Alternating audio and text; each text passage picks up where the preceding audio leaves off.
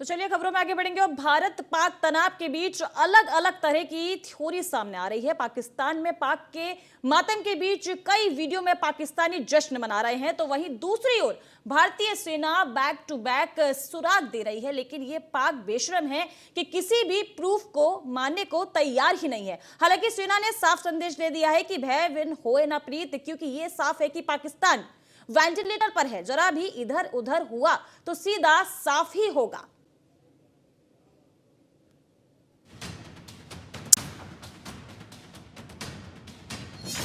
सेना ने पाक की तोड़ी कमर, भारत से पाक कांपा थर थर, घुटने पर आने को पाक मजबूर, अमेरिका बोला बस करो हुजूर।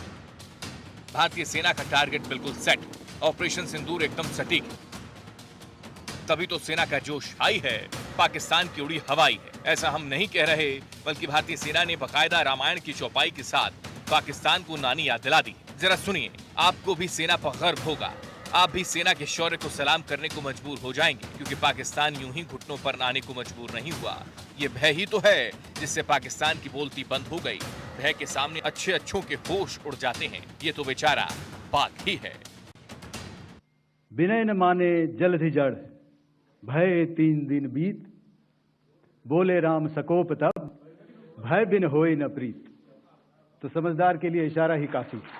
हमारी तरफ से हमारी एयर डिफेंस सिस्टम्स देश के लिए दीवार की तरह खड़ी थी और इसको भेदना दुश्मन के लिए नामुमकिन था। इतना ही नहीं, इस बीच air chief marshal A K. Bharti ने यह भी साफ कर दिया कि हमने कोई भी पाक परमाणु ठिकानों को निशाना नहीं बनाया था। Thank you for telling us that Kirana Hill houses some nuclear installation. We did not know about it. Okay. And we've not hit Kirana Hills, whatever is there. Okay. I did not brief in my briefing yesterday. Thank you.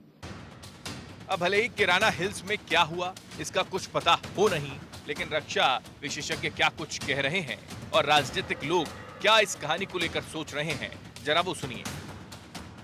Press conference के एक एक शब्द ऊर्जा और उत्साह दोनों बढ़ाने वाले हैं और भारत का एक नया परिचय है। कुछ पंक्तियों से शुरू हुई आज की प्रेस कॉन्फ्रेंस भारतीय सेना की, और उस कविता को मैं पूरा सुनाना चाहता हूं। उसके एक एक शब्द, याचना नहीं अब रण होगा, याचना नहीं अब रण होगा, संग्राम बड़ा भीषण होगा।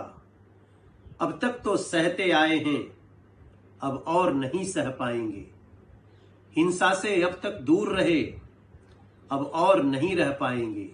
मारेंगे या मर जाएंगे, मारेंगे या मर जाएंगे, जन जन का ये ही प्रण होगा। याचना नहीं अब रण होगा, संग्राम बहुत भीषण होगा। जितनी भी ब्रीफिंग आधिकारिक हमारी सेना या हमारी एमईए की ओर से हुई है, वो सुकून देती है, सुकूनदायक ब्रीफिंग है। ये जो टेलीविजन स्टूडियोज में वीडियो गेम्स चला रहे थे, हमारी सेना का वो चरित्र नहीं है। एक एक विजुअल्स दिखा करके बता दिया, और इसलिए मैंने कहा कि सरहद पार भी जो एक प्रोपेगेंडा चल रहा था वो भी खारिज कर दिया गया।